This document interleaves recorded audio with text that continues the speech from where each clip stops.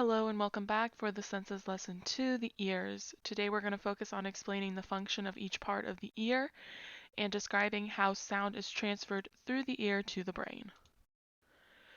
Starting off with the external ear, this is going to be the part that is attached to your head. It's known as the outer ear or auricle. And then you have the opening to the auditory canal, which goes down to your eardrum. So in humans, some people do have the ability to move their ears. It's common in a lot of mammals like cats, dogs, horses, and they use it to aim their ears towards sounds. So if you see like a mule or a donkey or something like with really tall ears, rabbits, they'll take their ears and like turn them to where they hear sounds. The group of muscles that do this are called the auricularis. In humans, it's a vestigial trait. Vestigial traits are ones that no longer serve a purpose. May have in the past, and so they are still there, there's a remnant of them, but they no longer serve a purpose.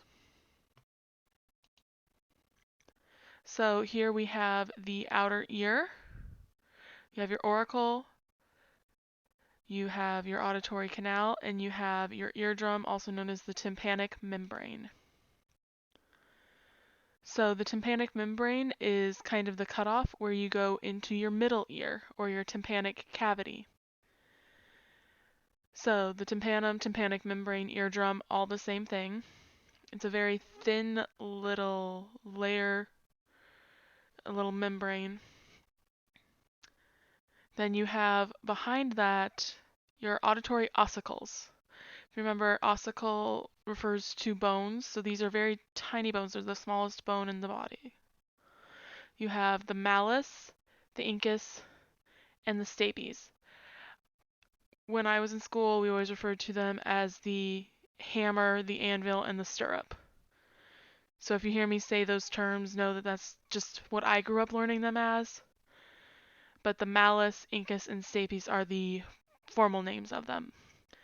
What they do is when the sound goes through the auditory canal, it vibrates this eardrum, and that causes the bones to move, which increase and amplify the signal of the vibrations. Also in your middle ear, you're going to have a tube that connects down to your throat that helps to maintain the air pressure in there, and it's called the auditory tube or the eustachian tube. And it just connects that middle ear to your throat. So that's why when you swallow, you can sometimes like hear it in your ears. Then we move on to the inner ear.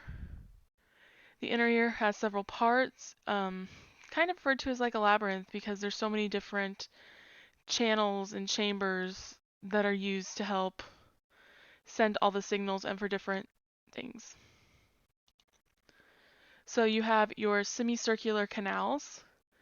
These focus on your sense of equilibrium or balance, so that's why when you're standing up, if you lift one foot up off the ground and you're a little wobbly, you're resetting your equilibrium.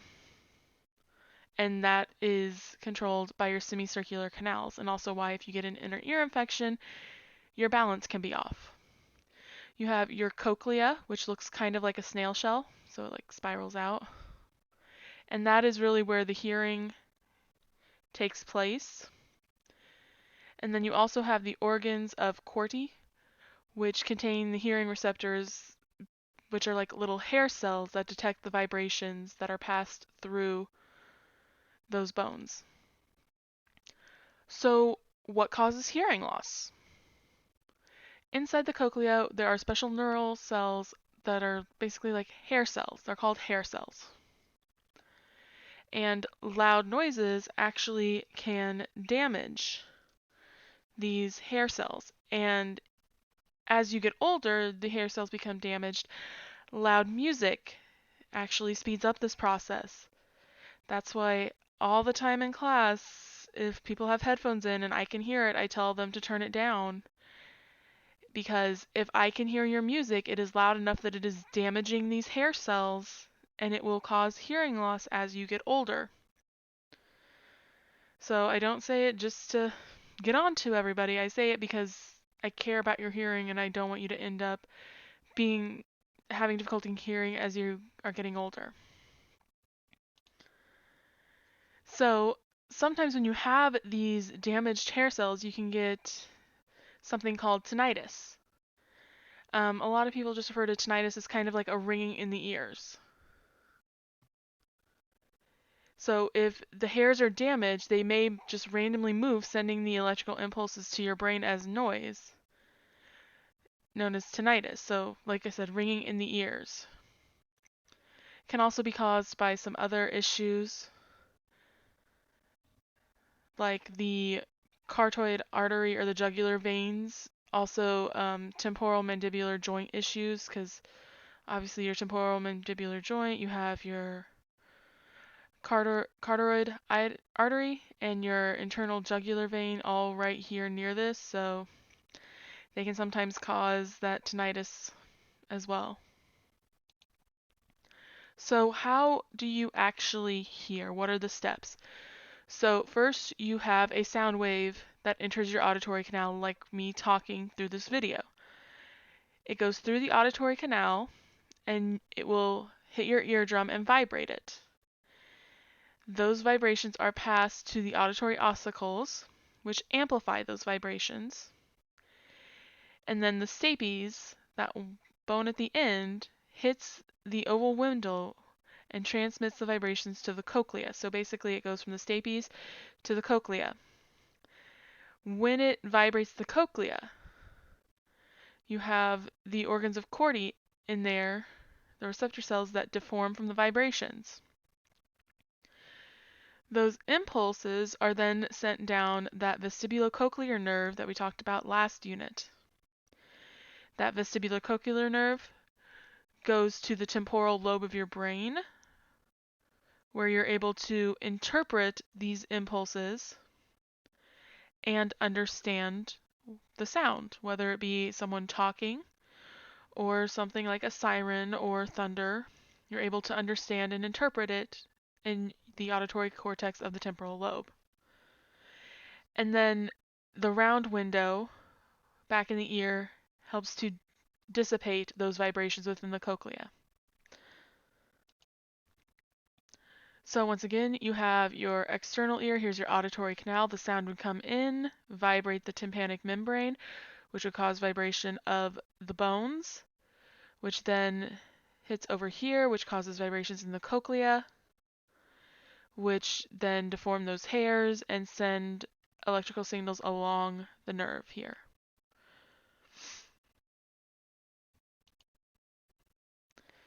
So obviously some people can't hear as well as others. You have hearing aids. For somebody who may be completely deaf for some reason, there are options like cochlear implants, which a cochlear implant receives sound from the outside environment, it processes it and sends small electrical currents near the auditory nerve. The brain learns to recognize the signal and the person experiences this as hearing. So it's a slightly different pathway, but it allows somebody who maybe can't hear to be able to hear. And you can see it's a cochlear implant, so it goes in through the skull and into the cochlea.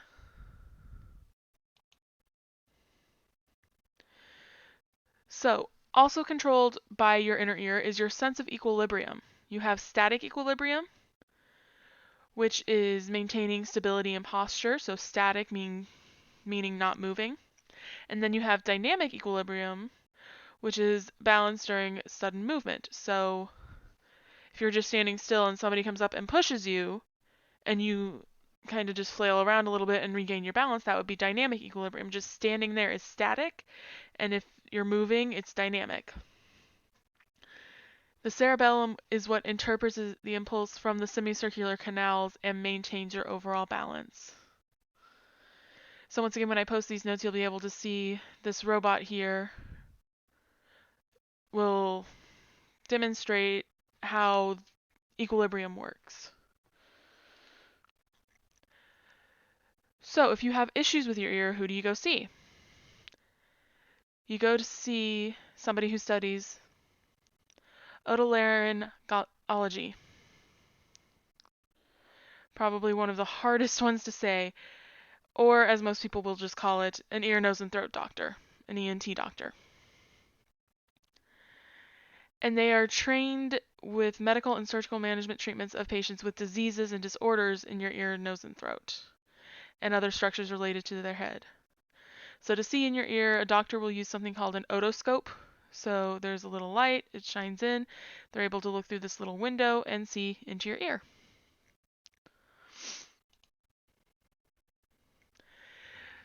Reaching back to a little bit of what we covered last time and some today, you can have disorders of your sensory systems.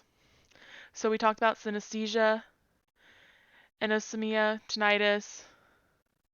You have anhidrosis, which is the inability to sweat. Sounds like a good thing, not such a good thing. And then congenital analgesia, which prevents nerve impulses from pain receptors, which from sending the signals to the brain. So you would be like, that's awesome. You can't feel pain. Not so awesome, because if you can't feel pain and you put your hand on a hot stove, you wouldn't feel the pain and it would burn and you wouldn't know you're getting burnt. So feeling no pain is actually a really bad thing. Pain helps keep you safe. So without being able to feel pain, you're unable to keep yourself from getting hurt as easily. You also have some that are hereditary or congenital issues with deafness. So about 1 in every 1,000 to 2,000 newborns will have some sort of problem. This relates back to genetics, if you remember from biology. When you have a gene that is mutated and then a gene that is not, you are typically referred to, and you're not showing any of the problem, you're referred to as a carrier. So that's why it's a good thing to kind of maybe know if you have a history of certain congenital diseases in your family. Because if you are a carrier and you have children with somebody who is also a carrier, there's a chance you could have a child who's affected by whatever you're a carrier for, whether that be something like sickle cell anemia, Tay-Sachs, any sort of thing like that. A syndrome is going to be something that has more than one feature or symptom. So here's a couple of different ones. You have Usher syndrome, which affects the ears where you can't hear, but it also causes you to lose your vision. And then you have Pendred syndrome, which once again causes deafness, but it also messes with balance and can possibly have thyroid issues as well. Deafness can be caused when a person is pregnant. So an infant can become deaf because something happens to the mom. They're commonly referred to as infections from torch organisms. So toxoplasmosis, typically, this is why when women are pregnant, they are told not to scoop cat litter or deal with cat litter because cats can be carriers of toxoplasmosis and it's typically found in the feces and urine. So cleaning a litter box gets that stuff into the air, and if you breathe it in and you get it, you can cause deafness or other issues with your baby. Rubella, not such a problem anymore since the MMR vaccine. But once again, if you happen to catch it, it can cause issues. Cytomegalovirus and herpes, same boat. They can also cause deafness in a fetal baby. And then once the baby is born, so postnatal, you still have some infections that can cause deafness. Things like meningitis, streptococcus, listeria, and influenza or the flu. So just making sure that you take care of yourself and that if you have a baby around you that they're taking care of and trying to avoid them getting sick because their immune systems are not as built up as adults. Now, as we know, as you get older, you can become hard of hearing, and that's age-related hearing loss, known as presbycusis. And so what happens with that, you have diminished hearing sensitivity, makes it harder to comprehend speech in noisy environments.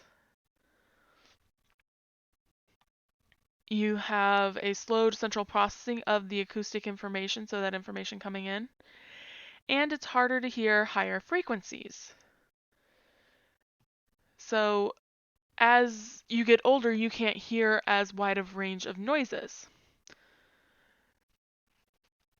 And then there's a fun fact down here. Many vertebrates like fish, birds, and amphibians don't have the issue of hearing loss due to old age because they're able to regenerate their cochlear sensory cells.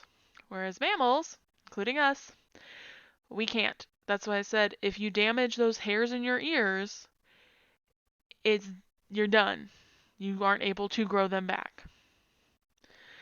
So 30 to 40% of people over the age of 65 have some form of this age-related hearing loss. So when your parents or grandparents ask you to repeat something, no, they're not just being a pain. They actually legitimately probably can't hear you and need you to repeat whatever they're asking. There's an assignment posted to the classroom. Please make sure to go there and complete it. Remember, all work will not hurt your grade. Your grade can only go up. It cannot go down. So please go in, do the work. If you miss stuff, you're able to redo it and complete it again. You should be able to edit your answers on the form that you submit. So please go in, complete the work, and do your best and have a great day. I will see you for the next one.